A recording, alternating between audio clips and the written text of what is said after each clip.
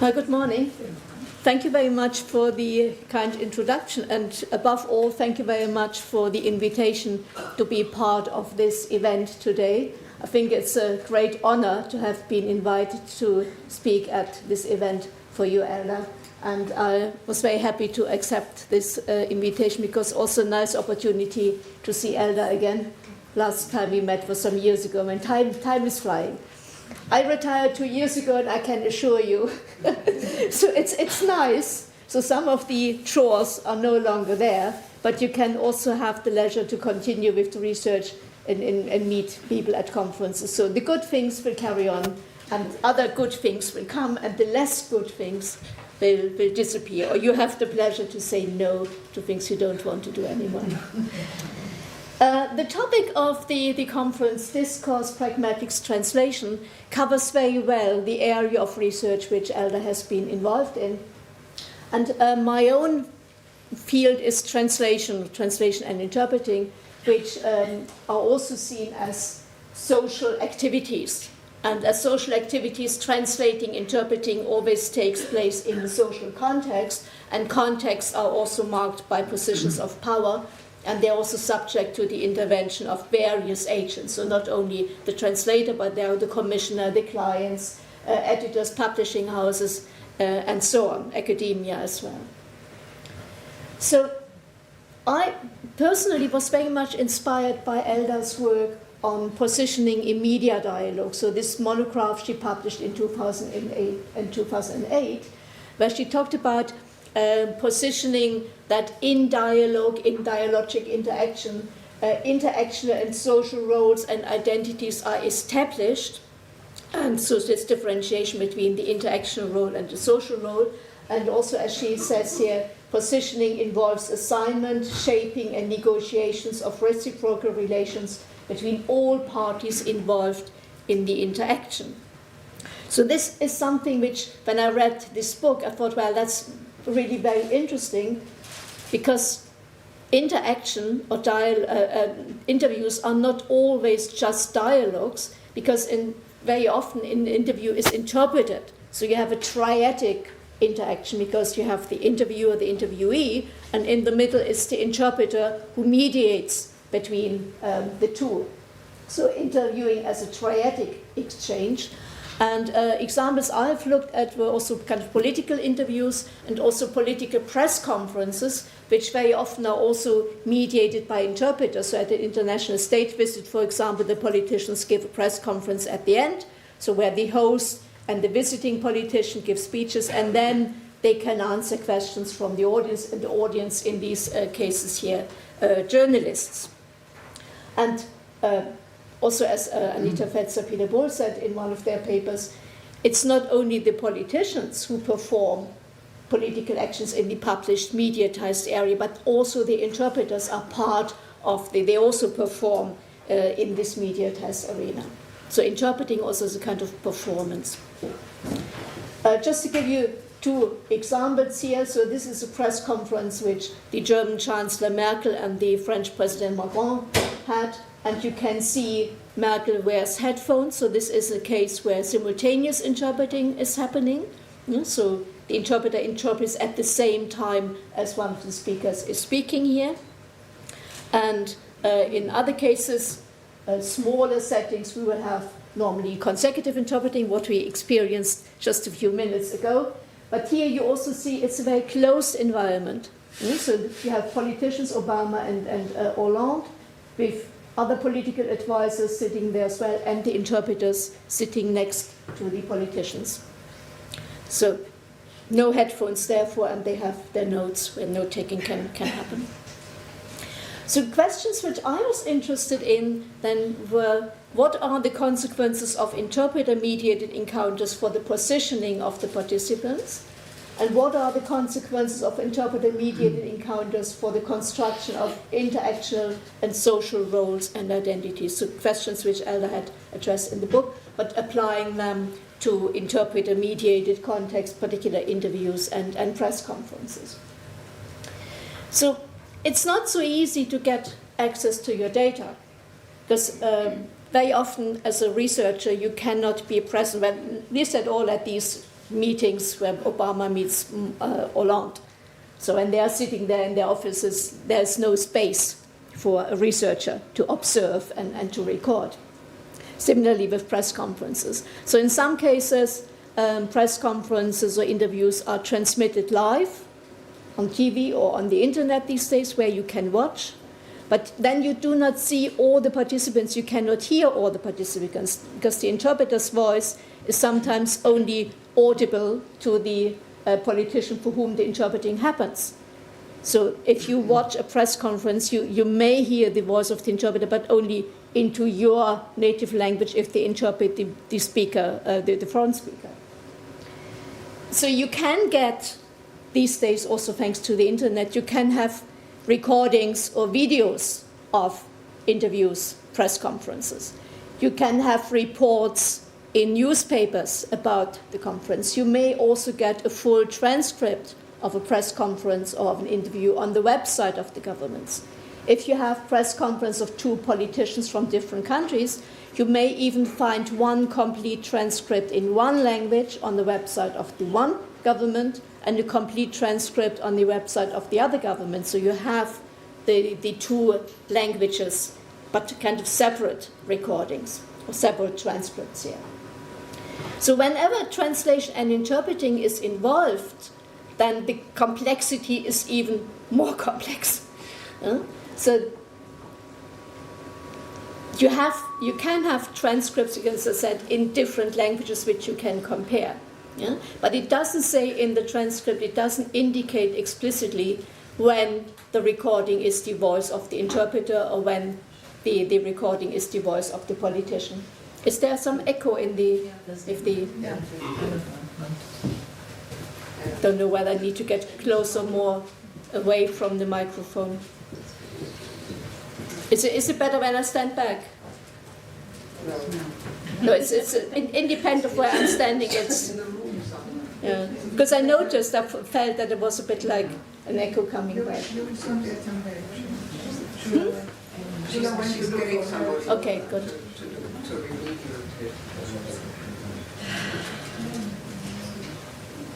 But I mean, the question here I had is, when I want to do this kind of research into interpreter-mediated interviews or press conference, so what are the data I can use as my input?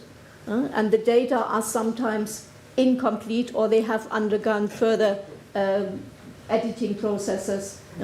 For example, if a news report about a press conference happens. I will show you some examples. Oops. It's gone. Is it? There was some clicking noise. I think your voice is actually loud enough without the mic. Yes, it's not actually some of the people there spoke without the mic, and it's perfectly okay. But can you hear me? Yes. Yeah. Okay. So then I try to speak. Okay. So when we talk about translation and interpreting research, also the whole discipline of translation studies has developed over the time. So there is no one standard definition of translation or interpreting, and we have seen the development here because traditionally interpreting or translation were seen as processes of linguistic transcoding. You have some text or some message in one language and it's reproduced in an equivalent fashion in the other language. So you transcode one message into another message. This was the kind of original definition in the 60s when research into translation began to be developed. And we have translation studies as an independent discipline since the 1970s, roughly. So it's still a very young and growing and flourishing discipline. We had then in the 1970s a development, what we refer to as functionalist approaches to translation, but translation was seen not as a purely linguistic transcoding activity, but as a form of action, transcultural action, and when we produce a text, we do it for a particular purpose. So Hans Vermeer's corpus theory is an example here. We then have Gideon Toury, who is very well known here. I don't need to say much more, with his norms-based approach, saying translation is social behavior. Translators act in a particular social context, and there are social norms of what we understand translation to be and what translators are doing. So translation as socially contexted behavior, as norm-based behavior. And then in the 1990s, we have a further widening of the perspective of translation, looking at it as a social political act, a cultural political practice, as Lawrence Venuti defined it, and more recent approaches to translation also being inspired by sociology, also talk about translation as socially regulated behavior. So these different perspectives, so from an initially more narrow focus on language to the wider context of social, cultural interaction context, various agents, their interests, their purposes involved, also had an influence on how we see the role of the translator and interpreter in these turns in translation studies, as Mary Hesnell Hornby called them. So where traditionally, when you just see translation is a case of linguistic transcoding, in these initial texts, the translator was not really problematized. So it was kind of invisible. So there was no explicit discussion about what is the role of the translator, what are translators doing. So unless statements like a translator must never deviate or a translator must produce a message faithfully to the source text, you are kind of subservient to the original text or subservient to what the original author wanted to say. So with the functionalist approaches, you have a kind of a turn to translator as experts, translators as experts in their own right, namely being experts in intercultural communication, who cooperate with the other clients.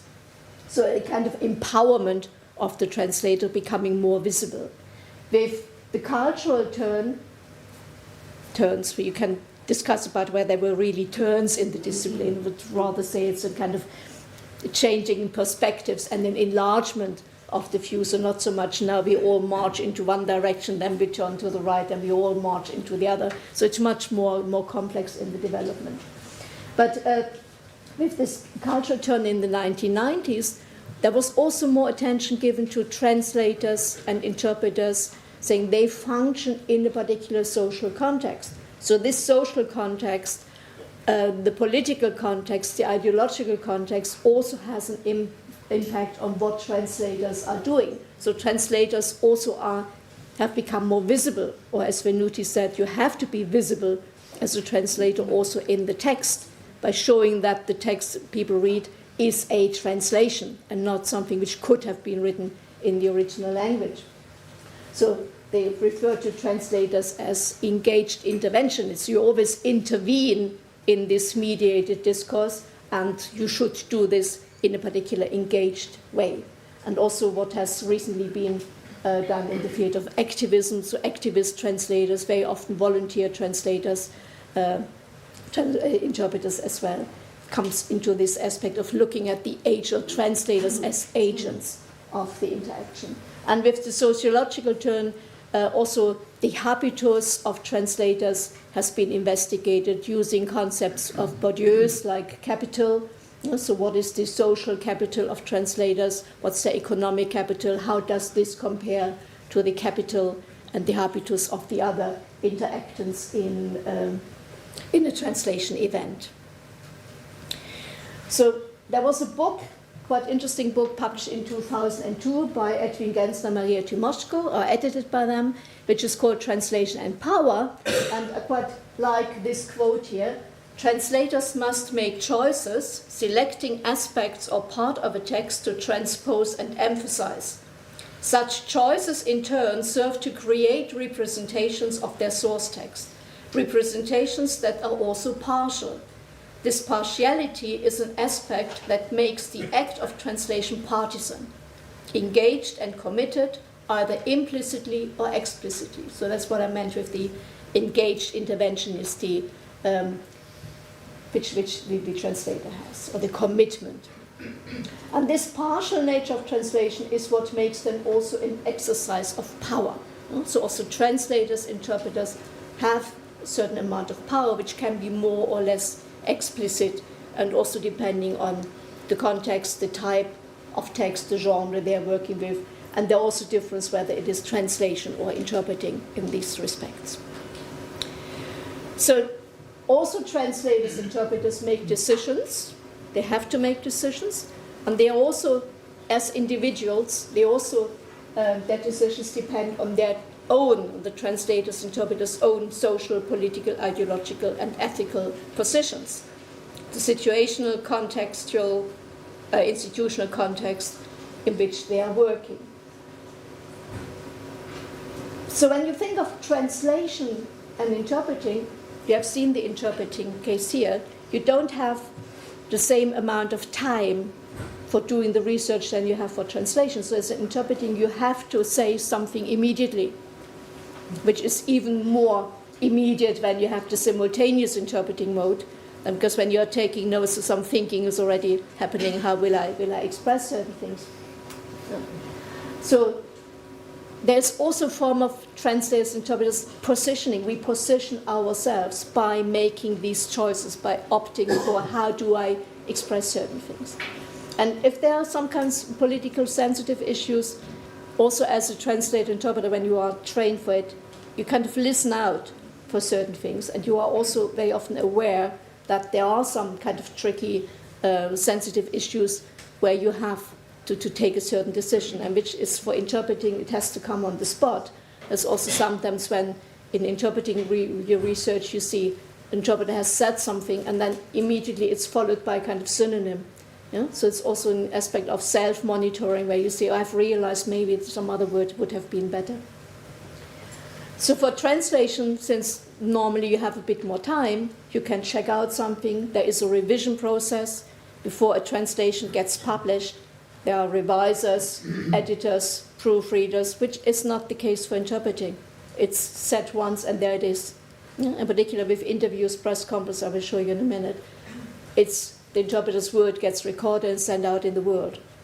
So here you have a small audience, but if you have a political press conference, which is transmitted live on TV, the world is listening, and they hear the interpreter. So you can't say, wait a minute, I'm the interpreter, I want to check something in the dictionary. No way. So there's always also something like what you might want to call reflexive positioning. Yeah? So where the speaker may identify him or herself as translator, as interpreter.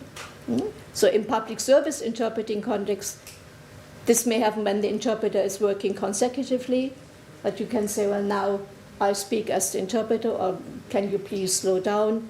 So you can position yourself in a way where you say, well, this is something which, or changing from the first person to the third person, saying, so it's kind of signal, I distance myself.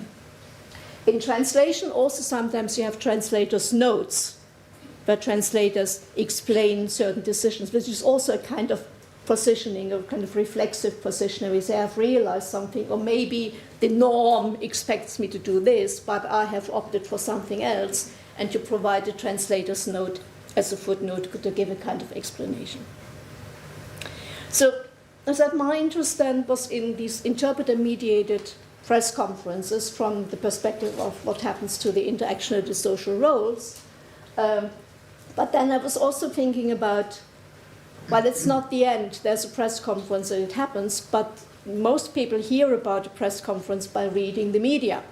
So there are further recontextualization processes when then journalists write an article, a news report, about this particular political event which had happened.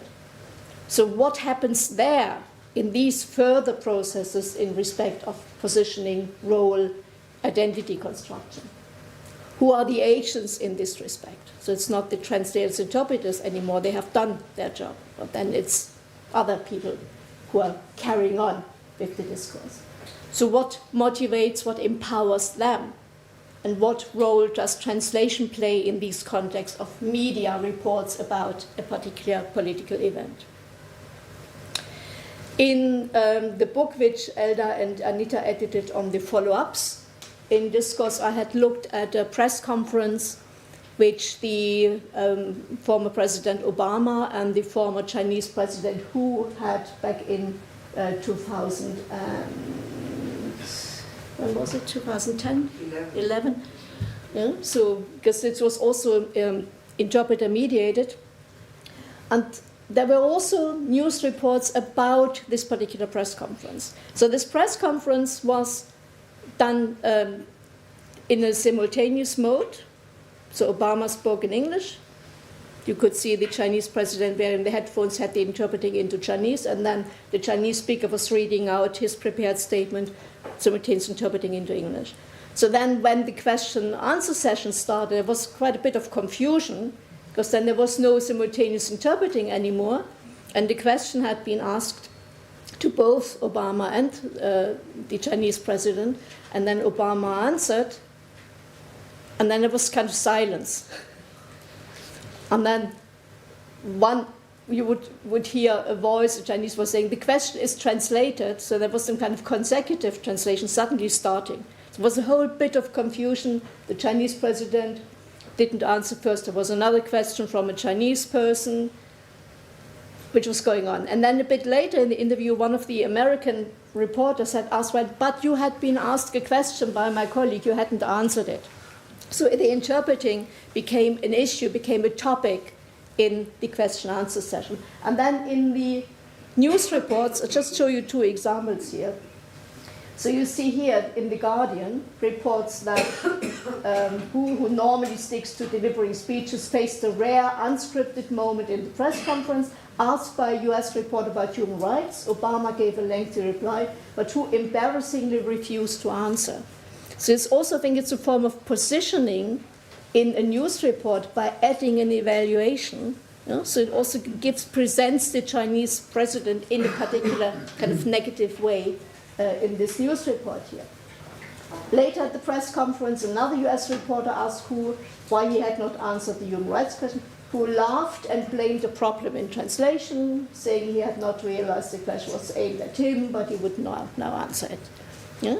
So also the way how a journalist, as the agent of positioning then, uses language to put the politician in a particular light can be seen here in the use of the adverbs and the choice of the words, laughed and blamed the problem. And then in the Washington Post, you have something similar.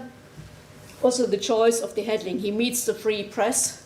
So the implication is there is no free press in China.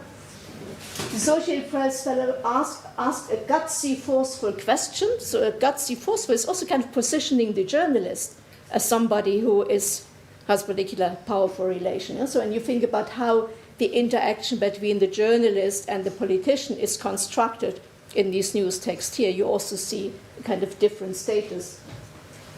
I would like to give, and would like to give you a chance to respond. Obama answered, the translator translated, and we know in the media, translation, interpreting, they always mix it up.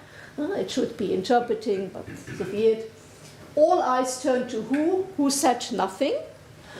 Instead, he looked to a woman from China, Central Television, the state-run network that answers the Communist Party's propaganda department.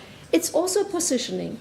Yeah? You position a journalist as belonging to a particular media agency, which state-run answers the Communist Party's propaganda department, is also a way of kind of putting this journalist, this Chinese journalist, in a particular light. Yeah? Who tossed him a softball about friendship and mutual understanding. The next questioner, Bloomberg's Hans Nichols, gave you a lesson in press freedoms. First off, my colleague asked you a question about human rights, which you did not answer. The lanky newsman advised the Chinese strongman. I was wondering if we could get an answer to that question. In Beijing, that impertinence would get a reporter jailed, but who wasn't in Beijing? During the translation of Nichols' question, who held a palm up and smiled as if he couldn't see what the fuss was about? Because of the technical translation and interpretation problem, I did not hear the question about human rights. He explained falsely, as it turned out. So the event happened. There was some mix-up between translation and with the interpreting provision. It was done for the statements, but then when the question-answer session started, there was no interpreting first. It then came up, was done consecutively, but then you see how in the press conference, this kind of positioning the politician.